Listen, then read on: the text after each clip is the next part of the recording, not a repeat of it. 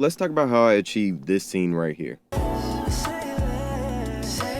So the first thing I always think of is where to place the camera. Since this was against the wall, we always want to have some type of dimension. That's why we're at an angle instead of being straight onto the wall. I knew I wanted a practical light in the shot, so we went and found a lamp. Practical lights also add depth, so that would add to that illusion right there. The next thing is like, how else do we add depth? Depth is always shown by line, you know? It's line and where the lines carry your eye. So one way I was able to do that was putting a light outside and shining in, using that as a rim light, but as well as adding some visual interest, showing us quote unquote depth. That's what we got in the back where the shades are. I decided to light them overhead just because, one, room, there wasn't that much room in there.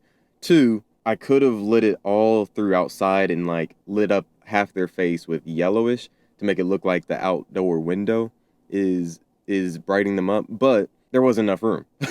All I had was the room in front of them, so I did an overhang and trying to make it really soft, so it was like we see it, but we're not paying too much attention to it. It's just a pretty scene. And I was like, maybe that could be like some type of overhead light or something, you know? Maybe it's a ceiling light.